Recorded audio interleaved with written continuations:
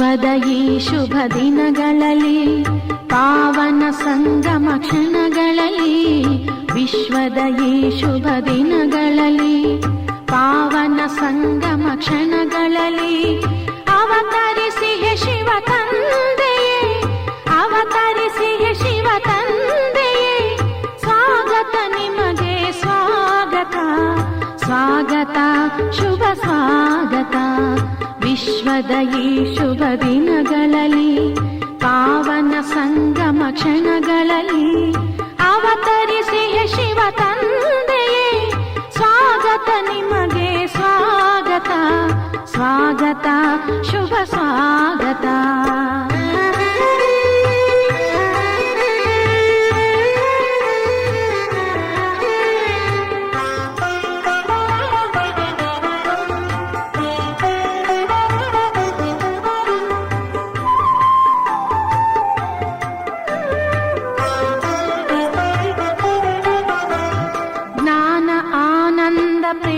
ಸಾಗರ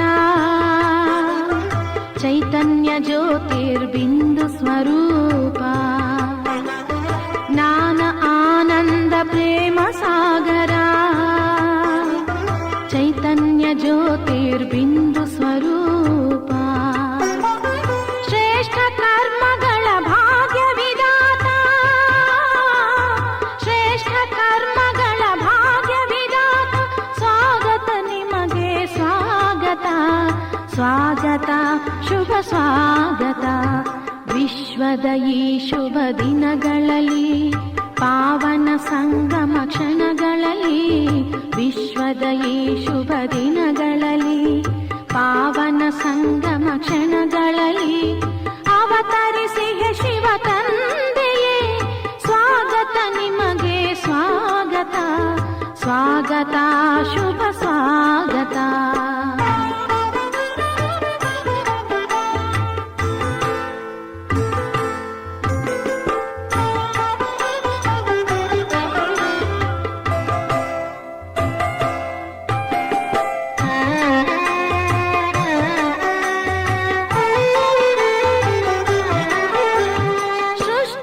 ಪುನಃ ಪತಿತವಾಗಲು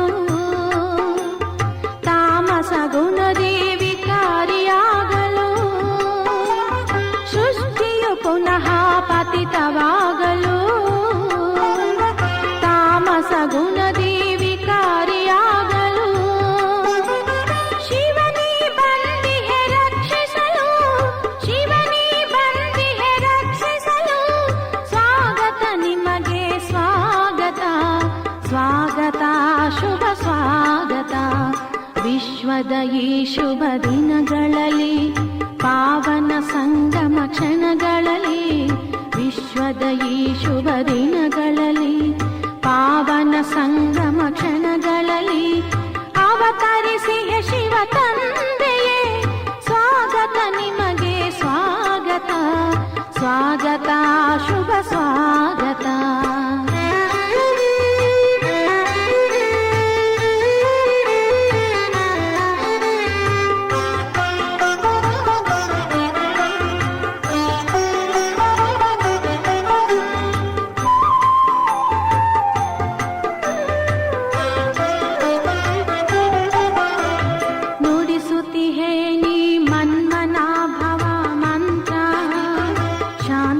ಸುಖಕ್ಕೆ ಇದುವೇ ತಂತ್ರ ನುಡಿಸುತ್ತಿಹೇ ನೀ ಮನ್ಮನಾಭವ ಮಂತ್ರ ಶಾಂತಿ ಸುಖಕ್ಕೆ ಇದುವೇ ತಂತ್ರ ಗೀತಾ ಜ್ಞಾನವೇ ನವ ಸೃಷ್ಟಿಗೆ ಯಂತ್ರ ಶಿವಗೀತ ಜ್ಞಾನ ನವ ಸೃಷ್ಟಿಗೆ ಯಂತ್ರ ಸ್ವಾಗತ ನಿಮಗೆ ಸ್ವಾಗತ ಸ್ವಾಗತ ಶುಭ ಸ್ವಾಗತ ವಿಶ್ವದ ಈ ಶುಭ ದಿನಗಳಲ್ಲಿ ಪಾವನ ಸಂಗಮ ಕ್ಷಣಗಳಲ್ಲಿ ವಿಶ್ವದ ಈ ಶುಭ ದಿನಗಳಲ್ಲಿ ಪಾವನ ಸಂಗಮ ಕ್ಷಣಗಳಲ್ಲಿ ಅವತರಿಸಿ ಹೇ ಶಿವ ತಂದೆಯೇ ಅವತರಿಸಿ ಹೇ ಶಿವ ತಂದೆಯೇ ಸ್ವಾಗತ ನಿಮಗೆ ಸ್ವಾಗತ ಸ್ವಾಗತ ಶುಭ ಸ್ವಾಗತ ಸ್ವಾಗತ ನಿಮಗೆ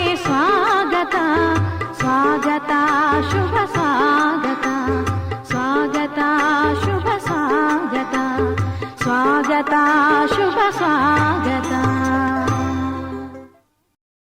ಓಂ ಶಾಂತಿ. ಇಂದಿನ ದಿನಾಂಕ 12/4/2024. ಪ್ರಾರ್ಥ ಮುರುಳಿ ಬಾಪ್ ದಾದಾ ಮಧುಬನ. ಮಧುರ ಮಕ್ಕಳೇ, ತಂದೆಯ ಪ್ರೀತಿಯಂತೂ ಎಲ್ಲ ಮಕ್ಕಳೊಂದಿಗೆ ಇದೆ. ಆದರೆ ತಂದೆಯ ಸಲಹೆಯನ್ನು ಯಾರು ತಕ್ಷಣ ಪಾಲಿಸುತ್ತಾರೆಯೋ ಅವರ ಆಕರ್ಷಣೆಯಾಗುತ್ತದೆ. ಗುಣವಂತ ಮಕ್ಕಳು ಪ್ರೀತಿಯನ್ನು ಸೆಳೆಯುತ್ತಾರೆ. ಪ್ರಶ್ನೆ: ತಂದೆಯು ಯಾವ ಕಾಂಟ್ರಾಕ್ಟ್ ಗುತ್ತಿಗೆ ತೆಗೆದುಕೊಂಡಿದ್ದಾರೆ? ಉತ್ತರ: ಎಲ್ಲರನ್ನೂ ಹೂವನ್ನಾಗಿ ಮಾಡಿ ಹಿಂತಿರುಗಿ ಕರೆದುಕೊಂಡು ಹೋಗುವ ಕಾಂಟ್ರಾಕ್ಟ್ ಒಬ್ಬ ತಂದೆಯದಾಗಿದೆ. ತಂದೆಯಂತಹ ಕಾಂಟ್ರಾಕ್ಟರ್ ಪ್ರಪಂಚದಲ್ಲಿ ಮತ್ಯಾರೂ ಇಲ್ಲ. ಅವರೇ ಸರ್ವರ ಸದ್ಗತಿ ಮಾಡಲು ಬರುತ್ತಾರೆ. ತಂದೆಯು ಸೇವೆಯ ವಿನಃ ಇರಲಾರರು.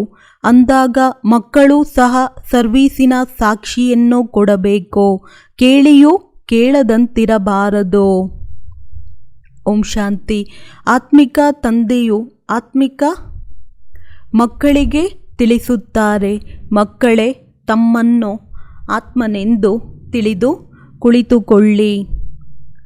ಇದನ್ನು ತಂದೆ ಒಬ್ಬರೇ ತಿಳಿಸುತ್ತಾರೆ. ಮತ್ಯಾವುದೇ ಮನುಷ್ಯರು ಯಾರಿಗೂ ತಿಳಿಸಲು ಸಾಧ್ಯವಿಲ್ಲ. ತಮ್ಮನ್ನು ಆತ್ಮನೆಂದು ತಿಳಿಯಿರಿ ಎಂಬುದನ್ನು 5000 ವರ್ಷಗಳ ನಂತರ ತಂದೆಯೇ ಬಂದು ಕಲಿಸುತ್ತಾರೆ. ಇದನ್ನು ನೀವು ಮಕ್ಕಳು ತಿಳಿದಿದ್ದೀರಿ. ಇದು ಪುರುಷೋತ್ತಮ ಸಂಗಮಯುಗ ಎಂದು ಯಾರಿಗೂ ಗೊತ್ತಿಲ್ಲ.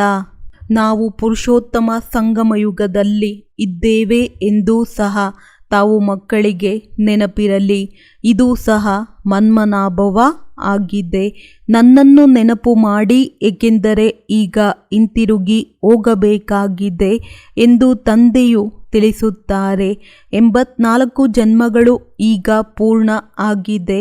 ಈಗ ಸತೋಪ್ರಧಾನರಾಗಿ ಹಿಂತಿರುಗಿ ಹೋಗಬೇಕಾಗಿದೆ. ಕೆಲವರಂತೂ ಸ್ವಲ್ಪವೂ ನೆನಪು ಮಾಡುವುದಿಲ್ಲ. ತಂದೆಯು ಪ್ರತಿಯೊಬ್ಬರ ಪುರುಷಾರ್ಥವನ್ನು ಚೆನ್ನಾಗಿ ಅರಿತಿದ್ದಾರೆ. ಅದರಲ್ಲಿಯೂ ವಿಶೇಷವಾಗಿ ಇಲ್ಲಿನವರು ಇರಬಹುದು ಅಥವಾ ಹೊರಗಿನವರು ಇರಬಹುದು. ತಂದೆಗೆ ಗೊತ್ತಿದೆ, ಬಲೆ ಇಲ್ಲಿ ಕುಳಿತು ನೋಡುತ್ತೇನೆ. ಆದರೆ ಯಾರು ಮಧುರಾತಿ ಮಧುರ ಸೇವಾದಾರಿ ಮಕ್ಕಳಿದ್ದಾರೆಯೋ ಅವರನ್ನು ನೆನಪು ಮಾಡುತ್ತೇನೆ. ಇವರು ಯಾವ ಪ್ರಕಾರದ ಹೂವಾಗಿದ್ದಾರೆ, ಇವರಲ್ಲಿ ಯಾವ ಯಾವ ಗುಣಗಳಿವೆ ಎಂದು ಅವರನ್ನೇ ನೋಡುತ್ತೇನೆ. ಕೆಲವರು ಯಾವುದೇ ಗುಣ ಇಲ್ಲದೆ ಇರುವವರೂ ಸಹ ಇದ್ದಾರೆ. ಇಂಥವರನ್ನು ತಂದೆಯು ಏನು ಮಾಡುತ್ತಾರೆ? ತಂದೆಯಂತೂ ಚುಂಬಕ, ಪವಿತ್ರ ಆತ್ಮ. ಆದ್ದರಿಂದ ಅವಶ್ಯ ಆಕರ್ಷಣೆ ಮಾಡುತ್ತಾರೆ. ಆದರೆ ತಂದೆಗೆ ತಿಳಿದೇ ಇರುತ್ತದೆ. ತಂದೆಯು ತಮ್ಮ ಪೂರ್ಣ ಚಾರ್ಟನ್ನು ತಿಳಿಸುತ್ತಾರೆಂದರೆ ಮಕ್ಕಳು ಸಹ ತಿಳಿಸಬೇಕು. ನಾನು ನಿಮ್ಮನ್ನು ವಿಶ್ವಕ್ಕೆ ಮಾಲೀಕರನ್ನಾಗಿ ಮಾಡಲು ಬಂದಿದ್ದೇನೆ. ಯಾರು ಎಂತಹ ಪುರುಷಾರ್ಥ ಮಾಡುತ್ತಾರೋ ಹಾಗೆ ಪಡೆದುಕೊಳ್ಳುತ್ತಾರೆ. ಏನೇನು ಪುರುಷಾರ್ಥ ಮಾಡುತ್ತಾರೆ ಎಂಬುದು ಸಹ ತಿಳಿಯಬೇಕು. ತಂದೆಯು ಬರೆಯುತ್ತಾರೆ, ಎಲ್ಲರ ವೃತ್ತಿಯನ್ನು ಬರೆದು ಕಳುಹಿಸಿ ಅಥವಾ ಅವರಿಂದ ಬರೆಯಿಸಿ ಕಳುಹಿಸಿ. ಯಾರು ಸ್ಫೂರ್ತಿಯುಳ್ಳ ಬಹಳ ಬುದ್ಧಿವಂತ ಬ್ರಾಹ್ಮಣಿಯಾಗಿರುತ್ತಾರೆಯೋ ಅವರು ಏನು ವ್ಯವಹಾರ ಮಾಡುತ್ತಾರೆ, ಎಷ್ಟು ಸಂಪಾದನೆ ಇದೆ ಎಂದು ಎಲ್ಲವನ್ನು ಬರೆದು ಕಳುಹಿಸುತ್ತಾರೆ. ತಂದೆಯು ತನ್ನ ಪೂರ್ಣ ಪರಿಚಯವನ್ನು ತಿಳಿಸುತ್ತಾರೆ ಮತ್ತು ಸೃಷ್ಟಿಯ ಆದಿ ಮಧ್ಯ ಅಂತ್ಯದ ಜ್ಞಾನವನ್ನು ತಿಳಿಸುತ್ತಾರೆ. ಎಲ್ಲರ ಸ್ಥಿತಿಯನ್ನು ತಿಳಿದಿದ್ದಾರೆ. ಭಿನ್ನ ಭಿನ್ನ ಹೂಗಳಾಗಿದ್ದಾರಲ್ಲವೇ? ಒಂದೊಂದು ಹೂವನ್ನು ತೋರಿಸಿ ನೋಡಿ, ಎಷ್ಟು ಸುಗಂಧವಿದೆ. ಪೂರ್ಣ ಅರಳಿದಾಗ ಎಷ್ಟು ಸುಂದರವಾಗಿ ಶೋಭಿಸುತ್ತದೆ. ನೀವು ಸಹ ಈ ಲಕ್ಷ್ಮೀನಾರಾಯಣರಂತೆ ಯೋಗ್ಯರಾಗಿ ಬಿಡುತ್ತೀರಿ ಅಂದಾಗ ತಂದೆಯು ನಿಮ್ಮನ್ನು ನೋಡುತ್ತಿರುತ್ತಾರೆ. ಎಲ್ಲರಿಗೆ ಸಕಾಶವನ್ನು ಕೊಡುತ್ತಾರೆಂದಲ್ಲ, ಯಾರು ಹೇಗಿರುವರೋ ಹಾಗೆಯೇ ಆಕರ್ಷಣೆ ಮಾಡುತ್ತಾರೆ. ಯಾರಲ್ಲಿ ಯಾವುದೇ ಗುಣವಿಲ್ಲವೋ ಅವರೇನು ಆಕರ್ಷಣೆ ಮಾಡುತ್ತಾರೆ. ಇಂಥವರು ಅಲ್ಲಿಗೆ ಹೋಗಿ ಅತಿ ಕಡಿಮೆ ಪದವಿಯನ್ನು ಪಡೆಯುತ್ತಾರೆ. ತಂದೆಯು ಪ್ರತಿಯೊಬ್ಬರ ಗುಣಗಳನ್ನು ನೋಡುತ್ತಾರೆ ಮತ್ತು ಪ್ರೀತಿಯನ್ನು ಮಾಡುತ್ತಾರೆ. ಪ್ರೀತಿಯಲ್ಲಿ ನಯನಗಳು ತೊಯ್ದು ಬಿಡುತ್ತವೆ. ಈ ಸೇವಾದಾರಿಗಳು ಎಷ್ಟೊಂದು ಸೇವೆ ಮಾಡುತ್ತಾರೆ. ಇವರಿಗೆ ಸೇವೆ ಮಾಡದೆ ವಿಶ್ರಾಂತಿ ಎನಿಸುವುದೇ ಇಲ್ಲ. ಕೆಲವರಂತೂ ಸೇವೆಯನ್ನು ಮಾಡುವುದು ತಿಳಿದುಕೊಂಡೇ ಇಲ್ಲ. ಯೋಗದಲ್ಲಿ ಕುಳಿತುಕೊಳ್ಳುವುದಿಲ್ಲ. ಜ್ಞಾನದ ಭಾವನೆ ಇಲ್ಲ. ಇಂಥವರು ಏನು ಪದವಿಯನ್ನು ಪಡೆಯುತ್ತಾರೆ ಎಂದು ತಂದೆಯು ತಿಳಿಯುತ್ತಾರೆ. ಯಾರನ್ನೂ ಮುಚ್ಚಿಡಲು ಸಾಧ್ಯವಿಲ್ಲ. ಯಾರು ಒಳ್ಳೆ ಬುದ್ಧಿವಂತರಿದ್ದಾರೋ, ಸೇವಾ ಕೇಂದ್ರ ಸಂಭಾಲನೆ ಮಾಡುತ್ತಾರೋ ಅವರು ಒಬ್ಬೊಬ್ಬರ ಲೆಕ್ಕಾಚಾರವನ್ನು ಕಳುಹಿಸಬೇಕು. ಆಗ ಇವರು ಎಲ್ಲಿಯವರೆಗೆ ಪುರುಷಾರ್ಥಿಗಳಾಗಿದ್ದಾರೆ ಎಂದು ತಂದೆಯು ತಿಳಿದುಕೊಳ್ಳುವರು. ತಂದೆಯಂತೂ ಜ್ಞಾನಸಾಗರನಾಗಿದ್ದಾರೆ. ಮಕ್ಕಳಿಗೆ ಜ್ಞಾನವನ್ನು ಕೊಡುತ್ತಾರೆ. ಯಾರು ಎಷ್ಟು ಜ್ಞಾನವನ್ನು ಪಡೆಯುತ್ತಾರೆ, ಗುಣವಂತರಾಗುತ್ತಾರೆ ಎಂಬುದು ಬಹುಬೇಗನೆ ತಿಳಿಯುತ್ತದೆ. ತಂದೆಯ ಪ್ರೀತಿ ಎಲ್ಲರ ಮೇಲಿದೆ. ಇದರ ಮೇಲೆ ಒಂದು ಗೀತೆ ಇದೆ. ಮುಳ್ಳುಗಳೊಂದಿಗೆ ನಿಮ್ಮ ಪ್ರೀತಿ ಇದೆ, ಹೂಗಳೊಂದಿಗೂ ನಿಮ್ಮ ಪ್ರೀತಿ ಇದೆ. ನಂಬರ್ ವಾರಂತೂ ಇದ್ದೇ ಇದ್ದಾರೆ. ಅಂದ ಮೇಲೆ ತಂದೆಯ ಜೊತೆ ಎಷ್ಟು ಒಳ್ಳೆಯ ಪ್ರೀತಿ ಇರಬೇಕು. ತಂದೆಯು ಏನು ಹೇಳುತ್ತಾರೋ ಅದನ್ನು ತಕ್ಷಣ ಮಾಡಿ ತೋರಿಸಬೇಕು. ಆಗ ತಂದೆಯ ಜೊತೆ ಪ್ರೀತಿ ಇದೆ ಎಂದು ತಂದೆಯು ತಿಳಿಯುತ್ತಾರೆ. ಅವರಿಗೆ ಆಕರ್ಷಣೆ ಆಗುತ್ತದೆ. ತಂದೆಯಲ್ಲಿ ಇಂತಹ ಆಕರ್ಷಣೆ ಇದೆ. ಅವರನ್ನು ಒಂದೇ ಸಲ ಹೋಗಿ ಹಿಡಿದುಕೊಳ್ಳುತ್ತಾರೆ. ಆದರೆ ಎಲ್ಲಿಯವರೆಗೆ ತುಕ್ಕು ಬಿಟ್ಟು ಹೋಗುವುದಿಲ್ಲವೋ ಅಲ್ಲಿಯವರೆಗೆ ಆಕರ್ಷಣೆಯೂ ಆಗುವುದಿಲ್ಲ. ಒಬ್ಬೊಬ್ಬರನ್ನು ನೋಡುತ್ತೇನೆಂದು ತಂದೆಯು ಹೇಳುತ್ತಾರೆ. ತಂದೆಗೆ ಸೇವಾದಾರಿ ಮಕ್ಕಳು ಬೇಕು. ತಂದೆಯಂತೂ ಸೇವೆಗಾಗಿಯೇ ಬರುತ್ತಾರೆ. ಪತಿತರನ್ನು ಪಾವನರನ್ನಾಗಿ ಮಾಡುತ್ತಾರೆ. ಇದು ನಿಮಗೆ ಗೊತ್ತಿದೆ. ಆದರೆ ಪ್ರಪಂಚದವರು ತಿಳಿದುಕೊಂಡಿಲ್ಲ. ಏಕೆಂದರೆ ಈಗ ನೀವು ಕೆಲವರೇ ಇದ್ದೀರಿ. ಎಲ್ಲಿಯವರೆಗೆ ಯೋಗವಿರುವುದಿಲ್ಲವೋ ಅಲ್ಲಿಯವರೆಗೆ ಆಕರ್ಷಣೆಯೂ ಆಗುವುದಿಲ್ಲ. ಆ ಪರಿಶ್ರಮವನ್ನು ಕೆಲವರೇ ಮಾಡುತ್ತಾರೆ. ಯಾವುದಾದರೊಂದು ಮಾತಿನಲ್ಲಿ ಸಿಕ್ಕಿ ಹಾಕಿಕೊಳ್ಳುತ್ತಾರೆ. ಇದು ಏನು ಕೇಳಿದರೆ ಅದನ್ನು ಸತ್ಯವೆನ್ನುವ ಆ ಸತ್ಸಂಗ ಅಲ್ಲ. ಸರ್ವಶಾಸ್ತ್ರಮಯಿ ಶಿರೋಮಣಿ ಒಂದು ಗೀತೆಯಾಗಿದೆ.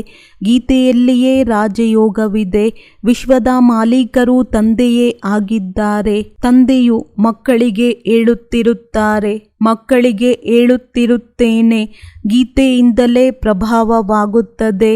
ಆದರೆ ಅಷ್ಟು ಶಕ್ತಿಯೂ ಬೇಕಲ್ಲವೇ? ಯೋಗ ಬಲದ ಹೊಳಪು ನಿರ್ಬಲರಾಗುತ್ತಾರೆ. ಇನ್ನು ಸ್ವಲ್ಪ ಸಮಯವಿದೆ. ನಾವು ಪ್ರೀತಿ ಕೊಟ್ಟರೆ ಎಲ್ಲರೂ ಕೊಡುತ್ತಾರೆ ಎಂದು ಹೇಳುತ್ತಾರೆ. ಅಂದಾಗ ತಂದೆಯು ಹೇಳುತ್ತಾರೆ, ನನ್ನನ್ನು ಪ್ರೀತಿ ಮಾಡಿ, ಆಗ ನಾನು ಮಾಡುವೆನು.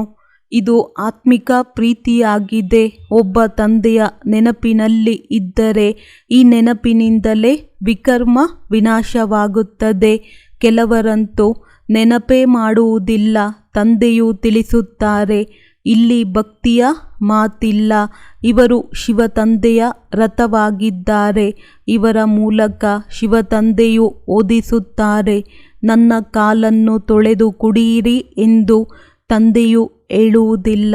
ತಂದೆಯಂತೂ ಕೈ ಜೋಡಿಸುವುದಕ್ಕೂ ಬಿಡುವುದಿಲ್ಲ. ಇದು ವಿದ್ಯೆಯಾಗಿದೆ. ಕೈ ಜೋಡಿಸುವುದರಿಂದ ಏನಾಗುತ್ತದೆ? ತಂದೆಯಂತೂ ಸರ್ವರ ಸದ್ಗತಿ ಮಾಡುವವರಾಗಿದ್ದಾರೆ. ಕೋಟಿಯಲ್ಲಿ ಕೆಲವರೇ ಈ ಮಾತುಗಳನ್ನು ತಿಳಿಯುತ್ತಾರೆ. ಕಲ್ಪದ ಹಿಂದಿನವರೇ ತಿಳಿಯುತ್ತಾರೆ. ಬೋಲಾನಾಥ ತಂದೆಯು ಬಂದು ಬೋಲಾ ಬೋಲಾ ಮುಗ್ಧ ಮಾತೆಯರಿಗೆ ಜ್ಞಾನವನ್ನು ಕೊಟ್ಟು ಮೇಲೆತ್ತುತ್ತಾರೆ. ತಂದೆಯು ಮುಕ್ತಿ ಮತ್ತು ಜೀವನ್ಮುಕ್ತಿಯಲ್ಲಿ ಏರಿಸುತ್ತಾರೆ.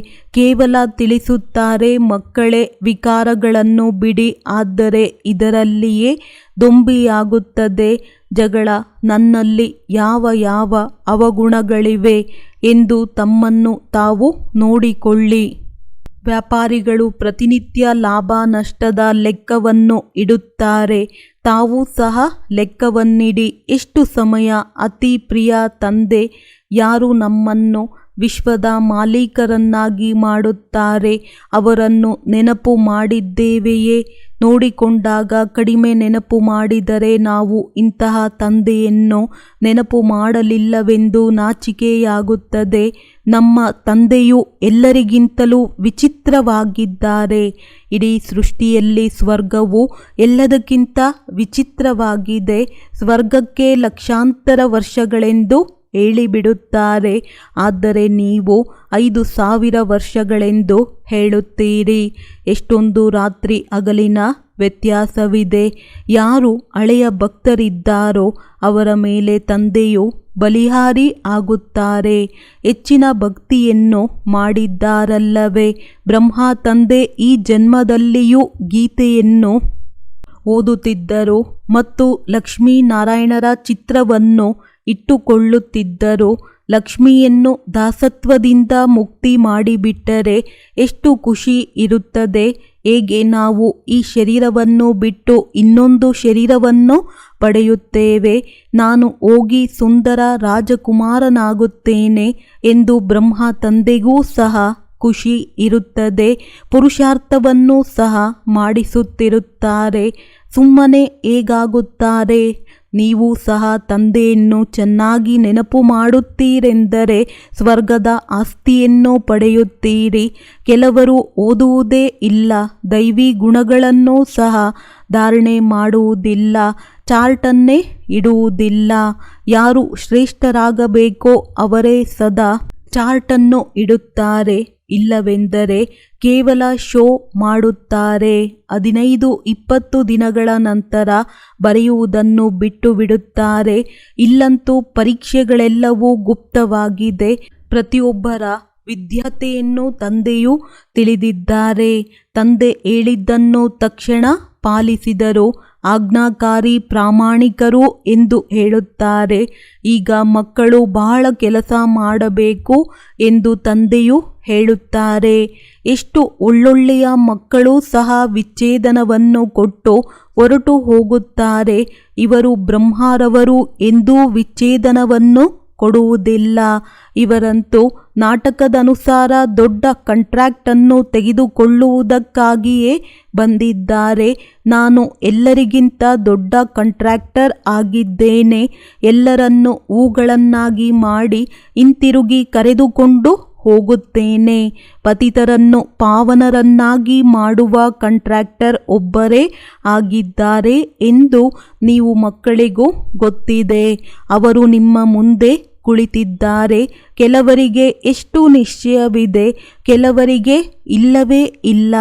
ಇಂದು ಇಲ್ಲಿದ್ದಾರೆ, ನಾಳೆ ಹೊರಟೇ ಹೋಗುತ್ತಾರೆ.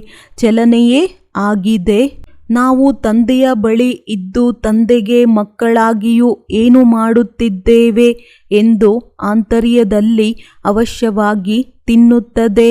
ಏನು ಸೇವೆ ಮಾಡದಿದ್ದರೆ ಸಿಗುವುದಾದರೂ ಏನು? ಚರಿತ್ರೆಯಂತೂ ಚೆನ್ನಾಗಿರಬೇಕು. ಬಾಕಿ ಓಡಿಸುವುದು ಮಾಡುವುದು ಇದು ಯಾವುದೂ ಚರಿತ್ರೆ ಅಲ್ಲ. ಸರ್ವರ ಸದ್ಗತಿದಾತ ಮಾಡುವವರು ಒಬ್ಬ ತಂದೆಯೇ ಆಗಿದ್ದಾರೆ. ಅವರು ಕಲ್ಪಕಲ್ಪವೂ ಬಂದು ಸ್ವರ್ಗದ ಸ್ಥಾಪನೆ ಮಾಡುತ್ತಾರೆ. ಲಕ್ಷಾಂತರ ವರ್ಷಗಳ ಮಾತೇ ಇಲ್ಲ. ಅಂದ ಮೇಲೆ ಮಕ್ಕಳು ಕೆಟ್ಟ ಅಭ್ಯಾಸಗಳನ್ನು ಬಿಡಬೇಕು. ಇಲ್ಲವೆಂದರೆ ಪದವಿ ಏನು ಸಿಗುತ್ತದೆ? ಅಂದ ಮೇಲೆ ಮಕ್ಕಳು ಕೆಟ್ಟ ಅಭ್ಯಾಸಗಳನ್ನು ಬಿಡಬೇಕು. ಇಲ್ಲವೆಂದರೆ ಪದವಿ ಏನು ಸಿಗುತ್ತದೆ? ಪ್ರಿಯತಮನೂ ಸಹ ಗುಣವನ್ನು ನೋಡಿ ಬಲಿಹಾರಿ ಆಗುತ್ತಾರಲ್ಲವೇ? ಯಾರು ಅವರ ಸೇವೆ ಮಾಡುತ್ತಾರೆಯೋ ಅವರಿಗೆ ಬಲಿಹಾರಿ ಆಗುತ್ತಾರೆ. ಯಾರು ಸೇವೆ ಮಾಡುವುದಿಲ್ಲವೋ ಅವರೇನೂ ಕೆಲಸಕ್ಕೆ ಬರುತ್ತಾರೆ.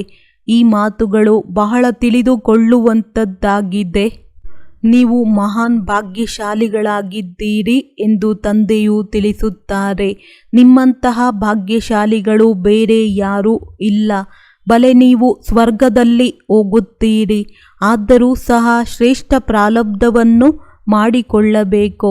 ಕಲ್ಪಕಲ್ಪಾಂತರದ ಮಾತಾಗಿದೆ. ಪದವಿ ಕಡಿಮೆಯಾಗಿ ಬಿಡುತ್ತದೆ. ಏನು ಸಿಕ್ಕಿದರೆ ಅದೇ ಒಳ್ಳೆಯದು ಎಂದು ಖುಷಿ ಆಗಿಬಿಡಬಾರದು. ಬಹಳ ಒಳ್ಳೆಯ ಪುರುಷಾರ್ಥ ಮಾಡಬೇಕಾಗಿದೆ. ಎಷ್ಟು ಆತ್ಮಗಳನ್ನು ತಮ್ಮ ಸಮಾನರನ್ನಾಗಿ ಮಾಡಿದ್ದೇವೆ ಎಂದು ಸರ್ವೀಸಿನ ಪ್ರತ್ಯಕ್ಷ ಪ್ರಮಾಣವನ್ನು ಕೊಡಬೇಕು. ನಿಮ್ಮ ಪ್ರಜೆಗಳು ಎಲ್ಲಿದ್ದಾರೆ? ತಂದೆ ಶಿಕ್ಷಕ ಎಲ್ಲರಿಂದ ಪುರುಷಾರ್ಥ ಮಾಡಿಸುತ್ತಾರೆ. ಆದರೆ ಇದು ಅದೃಷ್ಟದಲ್ಲಿ ಇರಬೇಕಲ್ಲವೇ? ತಂದೆಯು ತಮ್ಮ ಶಾಂತಿಧಾಮವನ್ನು ಬಿಟ್ಟು ಪತಿತ ಪ್ರಪಂಚದಲ್ಲಿ ಪತಿತ ಶರೀರದಲ್ಲಿ ಬರುವುದು ಎಲ್ಲದಕ್ಕಿಂತ ದೊಡ್ಡ ಆಶೀರ್ವಾದ ಆಗಿದೆ. ಇಲ್ಲದಿದ್ದರೆ ನಿಮಗೆ ರಚಯಿತ ಹಾಗೂ ರಚನೆಯ ಜ್ಞಾನವನ್ನು ಯಾರು ತಿಳಿಸುತ್ತಾರೆ? ಸತ್ಯಯುಗದಲ್ಲಿ ರಾಮರಾಜ್ಯ ಮತ್ತು ಕಲಿಯುಗದಲ್ಲಿ ರಾವಣ ರಾಜ್ಯವಿದೆ ಎಂದು ಯಾರ ಬುದ್ಧಿಯಲ್ಲೂ ಕುಳಿತುಕೊಳ್ಳುವುದಿಲ್ಲ. ರಾಮರಾಜ್ಯದಲ್ಲಿ ಒಂದೇ ರಾಜ್ಯವಿತ್ತು, ರಾವಣ ರಾಜ್ಯದಲ್ಲಿ ಅನೇಕ ರಾಜ್ಯಗಳಿವೆ. ಆದ್ದರಿಂದ ನೀವು ನರಕವಾಸಿಗಳಾಗಿದ್ದೀರಾ ಅಥವಾ ಸ್ವರ್ಗವಾಸಿಗಳಾಗಿದ್ದೀರಾ ಎಂದು ಕೇಳುತ್ತೀರಿ. ಆದರೆ ನಾವು ಎಲ್ಲಿದ್ದೇವೆ ಎಂದು ಮನುಷ್ಯರು ತಿಳಿದುಕೊಂಡಿಲ್ಲ. ಇದು ಮುಳ್ಳುಗಳ ಕಾಡಾಗಿದೆ. ಸತ್ಯಯುಗವು ಹೂದೋಟವಾಗಿದೆ. ಈಗ ಮಾತ್ಪಿತಾ ಅನನ್ಯ ಮಕ್ಕಳನ್ನು ಅನುಸರಿಸಿದಾಗಲೇ ಶ್ರೇಷ್ಠರಾಗುತ್ತೀರಿ. ತಂದೆಯು ಬಹಳ ತಿಳಿಸುತ್ತಾರೆ, ಆದರೂ ಸಹ ಇದನ್ನು ತಿಳಿಯುವವರೇ ತಿಳಿಯುತ್ತಾರೆ. ಕೆಲವರಂತೂ ಕೇಳಿದ ನಂತರ ಬಹಳ ಚೆನ್ನಾಗಿ ವಿಚಾರ ಸಾಗರ ಮಂಥನ ಮಾಡುತ್ತಾರೆ. ಇನ್ನು ಕೆಲವರು ಕೇಳಿಯೂ ಕೇಳದಂತಿರುತ್ತಾರೆ. ಎಲ್ಲಿ ನೋಡಿದರಲ್ಲಿ ಶಿವತಂದೆಯ ನೆನಪಿದೆಯೇ ಎಂದು ಬರೆಯಲ್ಪಟ್ಟಿದೆ. ಇದರಿಂದ ಆಸ್ತಿಯು ಅವಶ್ಯವಾಗಿ ನೆನಪಿಗೆ ಬರುತ್ತದೆ. ದೈವಿ ಗುಣಗಳಿದ್ದರೆ ದೇವತೆಗಳಾಗುತ್ತೀರಿ. ಒಂದು ವೇಳೆ ಕ್ರೋಧವಿದ್ದರೆ, ಆಸುರಿ ಗುಣಗಳಿದ್ದರೆ ಶ್ರೇಷ್ಠ ಪದವಿಯನ್ನು ಪಡೆಯಲು ಸಾಧ್ಯವಿಲ್ಲ. ಸತ್ಯಯುಗದಲ್ಲಿ ಯಾವುದೇ ಭೂತವಿರುವುದಿಲ್ಲ. ರಾವಣನೇ ಇಲ್ಲವೆಂದರೆ ರಾವಣನ ಭೂತಗಳು ಎಲ್ಲಿಂದ ಬರುತ್ತವೆ? ದೇಹಾಭಿಮಾನ, ಕಾಮ, ಕ್ರೋಧ ಇವು ದೊಡ್ಡ ಭೂತಗಳಾಗಿವೆ. ಇದನ್ನು ತೆಗೆಯುವ ಒಂದೇ ಉಪಾಯವಾಗಿದೆ ತಂದೆಯ ನೆನಪು. ತಂದೆಯ ನೆನಪಿನಿಂದಲೇ ಎಲ್ಲ ಭೂತಗಳು ಓಡಿ ಹೋಗುತ್ತದೆ. ಒಳ್ಳೆಯದು. ಮಧುರಾತಿ ಮಧುರ ಅಗಲಿ ಮರಳಿ ಸಿಕ್ಕಿರುವಂತಹ ಮಕ್ಕಳಿಗೆ ಪ್ರೀತಿಯ ಮಾತ್ಪಿತಾ ಬಾಪ್ದಾದಾರವರ ನೆನಪು, ಪ್ರೀತಿ ಹಾಗೂ ಸುಪ್ರಭಾತ. ಆತ್ಮೀಯ ಮಕ್ಕಳಿಗೆ ಆತ್ಮೀಯ ತಂದೆಯ ನಮಸ್ತೆ. ರಾತ್ರಿ ಕ್ಲಾಸ್. ಬಹಳ ಮಕ್ಕಳಿಗೆ ಮನಸ್ಸಾಗುತ್ತದೆ, ನಾವು ಸಹ ಅನ್ಯರನ್ನು ತಮ್ಮ ಸಮಾನ ಮಾಡಿಕೊಳ್ಳುವಂತಹ ಸೇವೆ ಮಾಡೋಣವೆಂದು, ತಮ್ಮ ಪ್ರಜೆಗಳನ್ನು ಮಾಡಿಕೊಳ್ಳೋಣವೆಂದು. ಹೇಗೆ ನಮ್ಮ ಬೇರೆ ಸಹೋದರರು ಸೇವೆ ಮಾಡುತ್ತಾರೆ, ನಾವು ಅದೇ ರೀತಿ ಮಾಡಬೇಕೆಂದು. ಮಾತೇರು ಹೆಚ್ಚಿಗೆ ಇದ್ದಾರೆ. ಕಳಶ ಕೂಡ ಮಾತೆಯರ ಮೇಲೆ ಇಡಲಾಗಿದೆ. ಬಾಕಿ ಇದೆಲ್ಲ ಪ್ರವೃತ್ತಿ ಮಾರ್ಗವಾಗಿದೆ. ಎರಡೂ ಬೇಕಲ್ಲವೇ? ಬಾಬಾ ಕೇಳುತ್ತಾರೆ, ಎಷ್ಟು ಮಕ್ಕಳಿದ್ದಾರೆ ನೋಡುತ್ತಾರೆ, ಸರಿಯಾದ ಜವಾಬು ಕೊಡುತ್ತಾರೆಯೇ ಎಂದು. 5 ಜನ ಮಕ್ಕಳಿದ್ದಾರೆ. ಅದರಲ್ಲಿ ಶಿವಬಾಬಾ ಕೂಡ ಒಬ್ಬರಾಗಿದ್ದಾರೆ. ಕೆಲವರಂತೂ ನೆಪ ಮಾತ್ರಕ್ಕೆ ಹೇಳುತ್ತಾರೆ, ಕೆಲವರು ಸತ್ಯವಾಗಿ ಹೇಳುತ್ತಾರೆ. ಯಾರು ವಾರೀಸ್ ಮಾಡುತ್ತಾರೆ ಅವರು ವಿಜಯ ಮಾಲೆಯಲ್ಲಿ ಪೋಣಿಸಲ್ಪಡುತ್ತಾರೆ. ಯಾರು ಸತ್ಯ ಸತ್ಯ ವಾರೀಸ್ ಮಾಡುತ್ತಾರೆ ಅವರು ಖುದ್ ವಾರೀಸ್ ಆಗುತ್ತಾರೆ. ಸತ್ಯ ಹೃದಯಕ್ಕೆ ಸಾಹೇಬ ಕೂಡ ರಾಜಿಯಾಗುತ್ತಾರೆ. ಬಾಕಿ ಎಲ್ಲರೂ ಸುಮ್ಮನೆ ನೆಪ ಮಾತ್ರಕ್ಕೆ ಹೇಳುತ್ತಾರೆ. ಈ ಸಮಯದಲ್ಲಿ ಪಾರಲೌಕಿಕ ತಂದೆಯೇ ಯಾರು ಎಲ್ಲರಿಗೂ ಆಸ್ತಿ ಕೊಡುತ್ತಾರೆ. ಆದ್ದರಿಂದ ನೆನಪು ಕೂಡ ಅವರನ್ನೇ ಮಾಡುತ್ತಾರೆ. ಯಾರಿಂದ 21 ಜನ್ಮಗಳಿಗೆ ಆಸ್ತಿ ಸಿಗುತ್ತದೆ. ಬುದ್ಧಿಯಲ್ಲಿ ಜ್ಞಾನವಿದೆ. ಇಲ್ಲಿ ಎಲ್ಲರೂ ಇರಲು ಸಾಧ್ಯವಿಲ್ಲ. ತಂದೆ ಪ್ರತಿಯೊಬ್ಬರ ಅವಸ್ಥೆಯನ್ನು ನೋಡುತ್ತಾರೆ. ಸತ್ಯ ಸತ್ಯ ವಾರೀಸ್ ಮಾಡಿದ್ದಾರೆ, ಇಲ್ಲ ಮಾಡುವಂತ ಇಚ್ಛೆ ಇಟ್ಟಿದ್ದಾರೆ. ವಾರೀಸ್ ಮಾಡುವಂತಹ ಅರ್ಥವನ್ನು ತಿಳಿದಿದ್ದಾರೆ. ಬಹಳ ಜನರಿದ್ದಾರೆ, ತಿಳಿದುಕೊಂಡಿದ್ದರೂ ಸಹ ಮಾಡಲು ಸಾಧ್ಯವಾಗುತ್ತಿಲ್ಲ, ಏಕೆಂದರೆ ಮಾಯೆಗೆ ವಶ ಆಗಿದ್ದಾರೆ. ಈ ಸಮಯದಲ್ಲಿ ಈಶ್ವರನ ವಶದಲ್ಲಿದ್ದಾರೆ ಅಥವಾ ಮಾಯೆಯ ವಶದಲ್ಲಿದ್ದಾರೆ. ಈಶ್ವರನ ವಶದಲ್ಲಿ ಯಾರಿದ್ದಾರೆ ಅವರು ವಾರೀಸ್ ಮಾಡುತ್ತಾರೆ. ಮಾಲೆ 8ರದ್ದು ಆಗುತ್ತದೆ ಮತ್ತು 108ರದ್ದು ಆಗುತ್ತದೆ. 8ರ ಮಾಲೆಯಂತೂ ಖಂಡಿತ ಕಮಾಲ್ ಮಾಡಬಹುದು, ಖಂಡಿತ ವಾರೀಸಾಗಿ ಮಾಡಿಯೇ ತೀರುತ್ತಾರೆ. ಬಲೆ ವಾರೀಸನ್ನು ಮಾಡುತ್ತಾರೆ, ಆಸ್ತಿಯನ್ನಂತೂ ಪಡೆಯುತ್ತಾರೆ.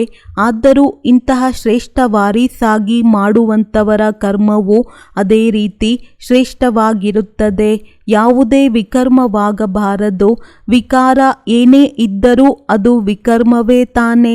ತಂದೆಯನ್ನು ಬಿಟ್ಟು ಬೇರೆ ಯಾರನ್ನೋ ನೆನಪು ಮಾಡುವುದು ಇದು ಸಹ ವಿಕರ್ಮವೇ ಆಗಿದೆ. ತಂದೆ ಎಂದರೆ ತಂದೆ ಮುಖದಿಂದ ಹೇಳುತ್ತಾರೆ, ನನ್ನೊಬ್ಬನನ್ನೇ ನೆನಪು ಮಾಡಿ ಎಂದು ಸೂಚನೆ ಸಿಕ್ಕಿದೆ ತಾನೆ. ಆಗಿದ್ದಲ್ಲಿ ತಕ್ಷಣ ನೆನಪಿನಲ್ಲಿ ತೊಡಗಿರಿ, ಅದರಲ್ಲಿಯೇ ಬಹಳ ಪರಿಶ್ರಮವಿದೆ. ಒಬ್ಬ ತಂದೆಯನ್ನು ನೆನಪು ಮಾಡಿದಾಗ ಮಾಯೆ ಅಷ್ಟು ತೊಂದರೆ ಕೊಡುವುದಿಲ್ಲ. ಬಾಕಿ ಮಾಯೆ ಕೂಡ ಬಹಳ ಜಬರ್ದಸ್ತ್ ಆಗಿದೆ.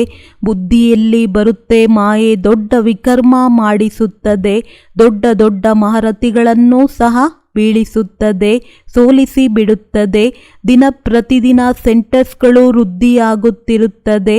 ಗೀತಾ ಪಾಠಶಾಲೆ ಮತ್ತು ಮ್ಯೂಸಿಯಂಗಳು ತೆರೆಯುತ್ತಿರುತ್ತವೆ. ಇಡೀ ಜಗತ್ತಿನ ಜನ ತಂದೆಯನ್ನು ಒಪ್ಪುತ್ತಾರೆ, ಬ್ರಹ್ಮರವರನ್ನು ಒಪ್ಪುತ್ತಾರೆ. ಬ್ರಹ್ಮರವರನ್ನೇ ಪ್ರಜಾಪಿತ ಎಂದು ಕರೆಯಲಾಗುತ್ತದೆ. ಆತ್ಮಗಳಿಗಂತೂ ಪ್ರಜೆಯೆಂದು ಹೇಳುವುದಿಲ್ಲ. ಮನುಷ್ಯ ಸೃಷ್ಟಿಯನ್ನು ಯಾರು ರಚಿಸುತ್ತಾರೆ? ಪ್ರಜಾಪಿತ ಬ್ರಹ್ಮರವರ ಹೆಸರು ಬಂದರೆ ಇವರು ಸಾಕಾರವಾಗಿದ್ದಾರೆ, ಅವರು ನಿರಾಕಾರ ಆಗಿದ್ದಾರೆ, ಅವರು ಅನಾದಿಯಾಗಿದ್ದಾರೆ. ಅವರನ್ನು ಅನಾದಿ ಎಂದು ಹೇಳಲಾಗುತ್ತದೆ. ಇಬ್ಬರ ಹೆಸರು ಬಹಳ ವಿಶೇಷವಾಗಿದೆ. ಅವರು ಆತ್ಮೀಯ ತಂದೆ, ಇವರು ಪ್ರಜಾಪಿತ. ಇಬ್ಬರೂ ಕುಳಿತು ನಿಮಗೆ ಓದಿಸುತ್ತಾರೆ. ಎಷ್ಟು ವಿಶೇಷವಾದರೂ ಮಕ್ಕಳಿಗೆ ಎಷ್ಟು ನಶೆ ಏರಬೇಕಾಗಿದೆ, ಖುಷಿ ಎಷ್ಟಿರಬೇಕು.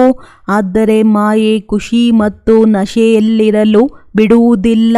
ಹೀಗೆ ವಿದ್ಯಾರ್ಥಿಗಳು ವಿಚಾರ ಸಾಗರ ಮಂಥನ ಮಾಡುತ್ತಿದ್ದರೆ ಸೇವೆ ಕೂಡ ಮಾಡಬಹುದು, ಖುಷಿ ಕೂಡ ಇರಬಹುದು.